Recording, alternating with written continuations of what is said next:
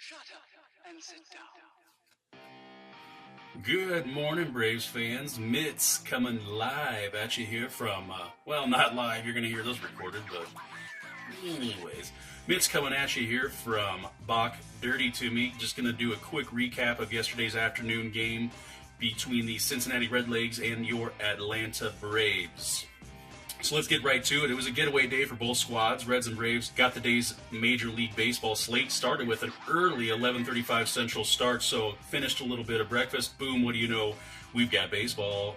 Homer Bailey was on the bump for Cincinnati, found himself in a bit of an early hole as the Braves jump out to a 1-0 lead as Nick Markakis smacks a single to drive in Freddie Freeman, making it 1-0. Good guys. Sean Newcomb answered the bell for the Braves. He was on the bump. He breezed right through the first inning through 11 pitches. 10 of those were strikes, which is a good sign from Newcomb because we all know that sometimes control can be a little bit of an issue for him. Bailey gets right back on the second inning, runs right back into trouble. And that trouble came in the form of Ronald Acuna Jr. as he unloaded on his first home run of his young career, which I will say was the longest 416-foot blast I've ever seen. StatCast, I think you need to recalibrate because I'm not sure second deckers can only be about 400 feet, but we'll have to look into that and maybe sign a petition. I don't know. But Little Lion Man, he started the inning with a lion's roar, and it unfortunately ended in a mouse fart, as that was all that they would get in that frame. Newcomb was rolling early. He scored one hit, no runs in the bottom half of two. Sean's fastball was sharp. He was sharp. It was on. He wasn't really needing to showcase much else because it was getting the job done. The young Brave looked totally in command of his stuff. Third inning belonged to both the pitchers. Bailey organized a 3-up, 3-down top half while his counterpart Newcomb strikes out the side to handle his business in the bottom half. More of the same in the fourth. At this point, we were getting a little bit worried because Homer Bailey was starting to roll, and we all know what Homer Bailey can do when he's on. He had set down the last 8 Braves he'd seen at that point. Now, while Newcomb in his half didn't give up any runs, he definitely didn't seem to quite have the command, or maybe the better word was confidence, that he had in the previous 3 frames. Looked a little shaky, like I said, got away unscathed, but you were hoping it wasn't a sign of what's to come. Now, with the bat, though, that was a different story. Newcomb scored a shot right inside the third base bag to record his first hit of the season, and it couldn't have come at a better time because Ozzie Albies stepped up to the plate, and you didn't think he was going to let his little brother show him up, did you? So he sends one into the left field seats. Round tripper for him, magnifying Newcomb's little squirt shot down the third baseline. That makes it a 2-run home run. And then after a walk to Markakis, Suzuki pops out, ending any more threat from the Atlanta Braves in the fourth. In the fifth inning, Newcomb's symptoms seemed to become a full-blown sickness as he walked 2 batters on 8 pitches. Now, I will say C.B. Buckner was behind the plate, and frankly, when C.B.'s behind the plate, your guess is as good as anybody's on what he's going to call a strike and what he's going to call a ball, because things tend to change pitch to pitch with old C.B. Just ask Joe Simpson. He loves him.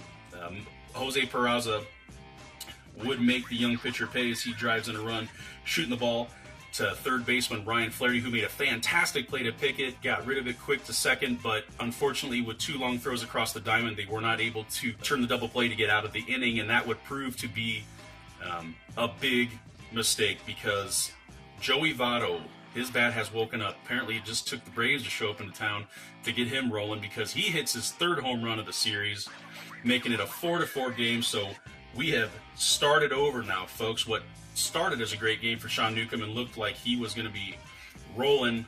He's now looking at a 4-4 tie game after some costly walks and then a ding-dong from Cincinnati's great first baseman.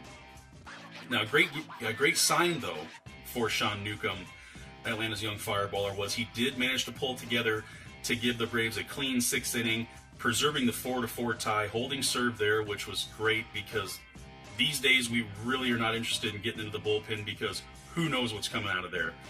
So after the tale of 2 pitchers, Sean's day was done as they brought in Charlie Culberson to pinch hit for the hard-throwing lefty, leading off that inning that wound up producing no fruit for the good guys. And on the bottom of the 7th, the Braves run out Sam Freeman, who rewarded them with a 1-2-3 inning Not short, though, of amazing defensive help by Ozzy Albies as he makes a Willie Mays-esque over-the-head catch up against the rain tarp.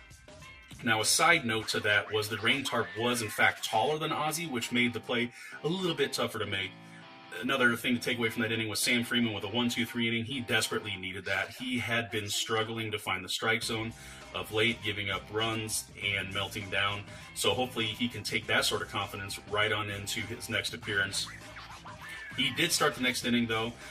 Got the first batter he faced out, and then, of course, Snitker took him out to do a lefty-righty matchup. I don't quite understand that, but you know, whatever. It worked out. They got out of the inning. Prior to that, Freeman had ripped his third double of the day. And with the NBA playoffs going on, I think Freddie wanted to get in on the action because that was his version of the triple-double. Dansby got a little greedy, though. He tried to steal, ending the threat in the eighth. The Braves would go on to score one more, making the score 7-4, and that's how they would win it. Vizcaíno came in, looked a little bit shaky, but did get the job done. So hopefully him and Sam Freeman can take some confidence away from today's outing as they managed to not give up any runs. Still weren't exactly hitting their spots very well, but hey, we didn't blow it. And right now in Braves country, that's a big deal. A lot went on this week with the Braves and the bringing up little lion man Ronald Acuna Jr. As he doesn't disappoint. He's hitting .444 now on the very, very young season. He's only 4 for 9. But I think we can see the future right now. Ozzy Albies, Ronald Acuna Jr., Freddie Freeman, Dansby Swanson, Ender Inciarte. We've got a lot of young talent out there. It's all gelling, and things are looking super exciting for the Braves. And if you're not excited right now, then you need to find another team because we're rolling. The Braves train is rolling. All aboard. Once again, this is Mitz here from Bach Dirty to Me, doing the game wrap-up, and we will be with you again after tonight's game as Aaron Nola for the Phillies is going to take on our starting guy, Julio Teheran, the ace of the team. So, Julio, keep it rolling down by the schoolyard. Until next time, guys, chop on.